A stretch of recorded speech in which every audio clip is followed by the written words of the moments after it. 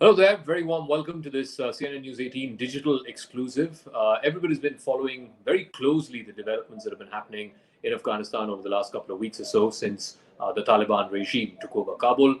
Uh, we had the announcement of the government come out just in over the last 24 hours, and interestingly, uh, the factions that seem to be driving the announcement of this government, or at least the people who seem to be calling the shots, seem to be from what's called the Southern Taliban. The folks who were the public face of the Taliban over the last many years of negotiations with the US and other Western powers, the Doha Taliban, as it were, as they were called, they seem to have been given a slightly more subdued place in this interim government. To try and make sense of not just this new government that's been put in place and whether it can survive all of these inherent contradictions, what may that mean for other regional powers like India, and of course, the way the future of Afghanistan will be, the direction in which it'll move. To try and answer all of this and more, I'm joined by a very special guest, Mr. Douglas London. He's the CIA, ex-CIA station chief between 2016 and 2018, and he's had a ringside view of the developments leading up to the fall of Kabul and the return of the Taliban, as it were. Mr. London is a CIA veteran. He spent more than 3 decades in the intelligence agency of the United States. He's been closely involved in the various negotiations as well, of course, which eventually resulted in this US Taliban peace deal, as per the directions of which the US forces eventually pulled out. Mr. London, in fact, is also coming out with a new book which will hit the market very soon. It's called The Recruiter, Spying and the Lost Art of American Intelligence. Thank you very much, Mr. Douglas London, for speaking with us here on this CNN News 18 digital exclusive. Thank you for having me on the program. I'm looking forward to the conversation. All right, so let's start off with your thoughts. I'm sure you've been following as closely as everybody else around to the new Taliban government that's been put in place. Your first thoughts. What do you make of the people who have found prominence in this new cabinet? I think it's a reminder that it's best to interpret what the Taliban will do based on their actions and their deeds as opposed to their words. There's been a great deal of discussion about how this is a different Taliban from 20 years ago. They're much more progressive. They're much more inclusive. But you look at the cabinet assignments and you look at the statement from the Emir, who's now the supreme leader of Afghanistan, as he's titled himself, Habibullah Khazanda. And of those 33 cabinet posts, I believe almost all of them are those who came up with the Taliban in the early days in the 90s and have been part of the old guard of the Taliban. As you correctly captured, 5 of those 33 cabinet members are members of the Doha Taliban, as you refer to them. They were actually the 5 individuals who were held at Guantanamo prison that were traded for U.S. soldier Bergdahl as part of that exchange, and then were required to stay in Doha. And you're right to note that while they all got important jobs, they weren't necessarily the frontline jobs. I think the message is that this is the same Taliban. They're certainly being run from the same philosophy. Akhundzada, while not holding a cabinet position, I think has set himself up much like in Iran, there's a supreme leader. Well, he will be the first and no doubt the last word. And Akhundzada has quite a reputation for being a hardline cleric. He's not a military man, and he came up with Mullah Omar. So I think it will be important to watch what they do. I think there are clues in the statement from Akhundzada last night that spoke about respecting human rights, respecting minorities, not trying to get in the affairs of others. But there were disclaimers and qualifiers, if you would, by saying, so long as it's consistent with our law and our national values. I would expect the Taliban will likely facilitate many of the destabilizing groups in the region, those that are terrorist groups or seeking insurgency, provide them at a minimum sanctuary, and I would think quite likely facilitation to continue their activities abroad. What do you make of the fact that on Saturday, the ISI chief, Lieutenant General Faiz Hamid, was in Kabul? He's met with a whole bunch of different factions of the Taliban. And then yesterday, when we got the government announcement, it was interesting to see Siraj Haqqani being given the position of Interior Minister. I believe the NDS chief is also a close associate of the Pakistani ISI. Do you see an imprint of the Pakistani establishment, and particularly the ISI, on the folks who've got prominence in the Taliban government? Well, most of those 33 members of the cabinet, including the supreme leader, all took sanctuary in Pakistan for these last 20 years, all of whom had very cooperative, collaborative relationships with Pakistan, primarily through the ISI and the greater army. So Faiz Hamid's travel to Afghanistan, I thought, sends a very clear message that they're going to continue that relationship, but now in a more official and an open way. You do note correctly some of the individuals on the cabinet list certainly caught my eye, particularly for the depth of their relationship with the Pakistanis and ISI. Sirajuddin Haqqani has an offer of $10 million for his capture by the United States government based on his direction of the Haqqani Taliban network, which, while certainly a part of the Taliban and integrated in the Taliban, has a long-standing criminal network that really took the lead in the majority of the complex suicide operations, the attacks against civilians in the cities, the use of improvised explosive devices, which were so difficult for Afghan and U.S. service members while they were there. And he's now the Minister of Interior. What will be interesting is he kept such a low profile, hoping to avoid the fate of his brothers. Two of his other brothers were killed. One, Badruddin, in an explosion, and Nasruddin in another explosion of questionable origin. So he had a lot of his actual engagement with ISI and the government done through his uncle Khalil, who turned up to be chief of security, and now I think he's in charge of refugees in the cabinet, if I read that correctly. Another person who really sort of took me back for being in such a public position was Tajmir Jawad. He's the number 2 as designated for intelligence. Tajmir Jawad was a real driving force in many of the suicide operations that the Taliban conducted. He maintained his sanctuary in Quetta, and eventually the CIA caught up with him through intelligence and provided intelligence to the Pakistan government, which they did use to detain him. They detained Bureda, the current deputy prime minister, at about the same time, also based on that intelligence.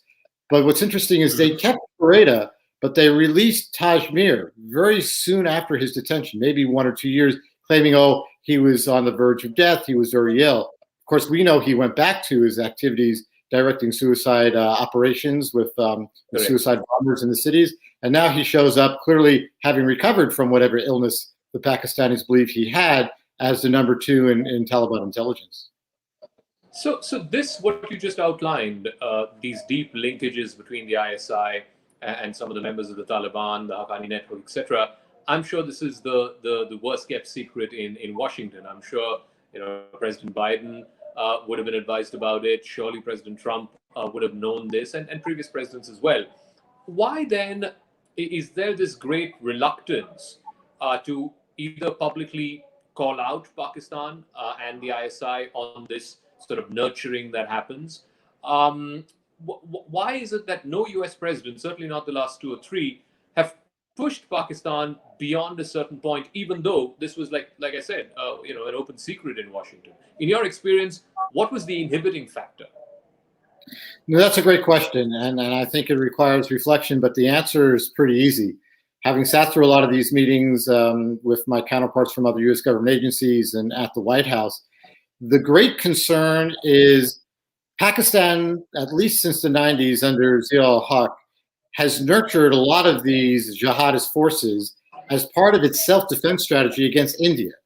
As you know better, and your audience better than I do, sitting here, everything Pakistan sees in terms of security is sees through the prism of what it perceives to be an existential threat from India, which greatly outnumbers it and such, and has won every military contest between the two countries since the time of partition. So nurturing these forces is a double-edged sword for Pakistan and for the military, in that they breed these powerful forces which now have taken lives on their own. Many of these groups, though they started out as primarily Kashmiri liberation groups, have morphed into more traditional international jihadist groups, many of them getting their experience working with Al-Qaeda and the Taliban in Afghanistan. And there was always a concern that this might create a monster that could consume Pakistan, with the nightmare being, what would we do with a Pakistan that's nuclear armed, controlled by jihadists, some of whom may espouse the same principles of ISIS, which is an end of days theory, which would promote the end of days, and they have the weapons to do it. So I think there was great reluctance on the part of the United States government to break the relationship with Pakistan, to force the Pakistanis in such isolation that might make them more vulnerable. But the CIA never really signed up for that. The CIA always pushed back and maintained that, for one thing, the Pakistani generals have conducted a brilliant disinformation campaign because they did a great job befriending, engaging American officials, political officials, particularly the military officials, and saying, hey, we're with you. We have to say a lot of things, but we're worried about these guys too. We're your best friend. We're your most reliable partner. And look who suffered more from terrorism, you or I, right? You were the Pakistanis. And I think they were very successful in making it seem that they were in more dire straits than CIA said could be the case, where we believe they needed a reckoning with what they had done. And they themselves, in the interest of their own long-term stability, needed to get these forces under control because it posed a danger to Pakistan's stability and then in turn the entire region. What about, so one of the concerns here in India has been, all right, the Taliban is now in power in Kabul. They control large parts of Afghanistan. The Pakistanis have essentially, the Pakistani establishment has essentially got their grip that they've been long wanting in Afghanistan. The big fear here in India is some of these fighters, and as you very well know, they owe allegiance more to the clan that they belong from. And like you outlined over the last 5-7 minutes, a lot of them are controlled by the Pakistani ISI and their military intelligence. There is a big fear here in India that some of these guys, now that Kabul has been captured, don't have anywhere else to go, and they will be deployed by their masters sitting in Rawalpindi or wherever to Kashmir. They look around and they see, where do we go next? Kashmir pops up, and there's a real concern that some of these fighters will be, these terrorists will be sent to Kashmir or diverted to Kashmir. Do you see, first of all, linkages between the Taliban or the Haqqani network and groups in Kashmir? And how real is this fear that some of these foreign fighters, and we've seen this in Kashmir in the past as well, some of these foreign fighters will be brought to wage jihad? Well, without sounding too alarmist, I think the problem is more that the Pakistan government doesn't exercise that degree of control. Pakistan government and ISI exercises a fair deal of influence, but there's no love lost between the Afghans and the Pakistani military establishment. They were codependent. They needed each other. The Taliban and the Haqqanis certainly could not have ever succeeded without the protection, support, and facilitation provided by the Pakistan military and intelligence services. But at the same time, they don't control and dictate to the Afghans. They don't control and dictate to the Taliban. And they have lost a fair deal of control even over some of those groups, such as Lashkar-e-Taiba, Jaish-e-Mohammed, and the various other groups, because they have become more international jihadists. To your point, what Afghanistan offers is a tremendous sanctuary for those who want to prepare, train, plot, and organize to do so in the freedom of operating in Afghanistan, where the Taliban will at least not preempt them and perhaps facilitate them. Yeah. And there's certainly reflections in press and social media of many new jihadists traveling from regional countries, Central Asia, Pakistan, India, to Afghanistan to do just that, to get training or establish their command and plot for the future. I don't think that India's Mr. Modi has helped India in this regard by taking a very harsh stand against the Islamic community. I think in his goals of creating greater political strength, promoting nationalist themes, I think he might have also set forth some forces among what would otherwise be very loyal Indians that are now feeling somewhat repressed as being Muslims. I think that will play into recruitment, donations, and plotting that might be conducted by jihadist groups against India, and unfortunately not just strictly in Kashmir, but beyond that. So I would encourage strongly those affected in the region, including India, their Central Asian partners, Russia, China, and Iran, to start thinking about what they could do collaboratively to address what I believe will be an evolving threat for the entirety of the region, and that will project internationally. Last couple of questions. One about the U.S. and this decision by President Biden to withdraw. And he says, there was a timeline. The timeline was set by his predecessor. Whatever be the case, the fact is, the last American troops were pulled out on Biden's watch. And many are saying, given the manner of this withdrawal and the disaster it's turned out to be, it's just a colossal foreign policy nightmare. I think there will be a domestic political fallout to this because I think appetite, at least political appetite in the US, still largely seems to be, we can't just go on this endless war. So politically, will this hurt President Biden? And more importantly, how did this happen? Like, it was obvious at every stage, it was a bad peace deal. Trump wanted to expedite the process of pull out. He tried, he couldn't. Biden came into office, and I'm very sure he was advised against a hasty withdrawal. But again, for whatever reason, maybe political, maybe otherwise, I don't know, he chose to withdraw. At some point, he would have been briefed about the strengths of the Taliban and more importantly, the strength or the lack of it of the Afghan national forces. The way events played out, it seems like either the president was misled or there was a colossal underestimation of the powers of the Taliban and the powers of the Afghan army. I think the president, in his mind, believed that our continued presence in Afghanistan had diminishing returns. Where I differ with the president is I long argued and continue to have encouraged just taking a different look at Afghanistan and basically, to use the old phrase, not throw out the baby with the bathwater.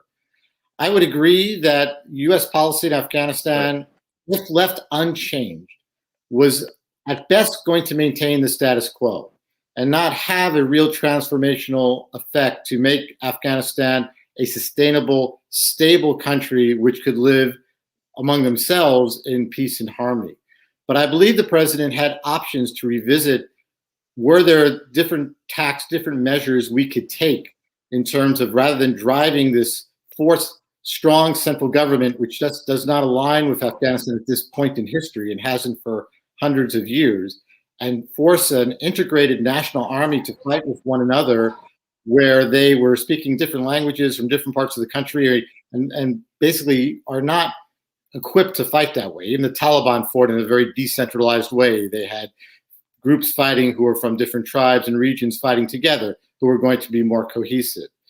The president and certainly his predecessor both had ample intelligence laying out the consequences of a withdrawal, and particularly laying out the consequences of a precipitous and hastily conducted withdrawal along the lines that we witnessed.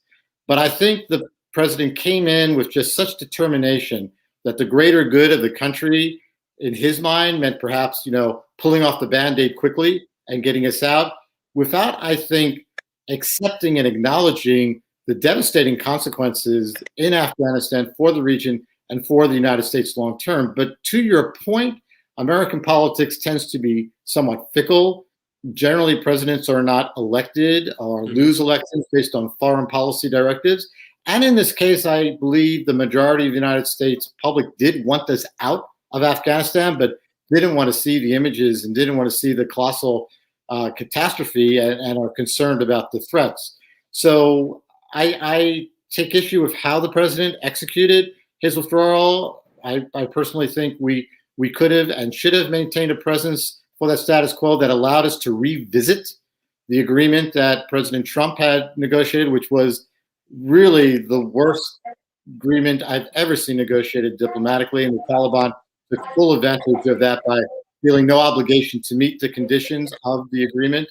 And I think we could have seen a more patient approach rather than a very self-imposed dateline and deadline, and then the consequences of not only signaling our intent to leave early in the year in March, which started sending cracks across the coalition that supported the central government across the regions, and then having our forward bases, military intelligence closed between May and July 1st, the entirety of the U.S. presence outside of Kabul was gone by July 1st, which practically ended any logistical support, ended the ability to respond militarily or in intelligence matter, which then prompted those to believe, perhaps since Ghani's not willing to negotiate with us, we better cut our own deals to preserve ourselves. All right, Mr. London, thank you so much. It's been a fascinating conversation for your thoughts and your perspective. And clearly, as much as America had huge stakes in Afghanistan, and yeah, you're right, the manner of the withdrawal was hasty and it's played out in a way which was, a nightmarish situation playing itself out. India also has very serious concerns arising from the future that's shaping itself up in Afghanistan, not least because we're in this region and there's a direct fallout. So thank you very much for this fascinating conversation and your insights into what's been happening in Afghanistan. Thank you. Thank you. It's been my pleasure.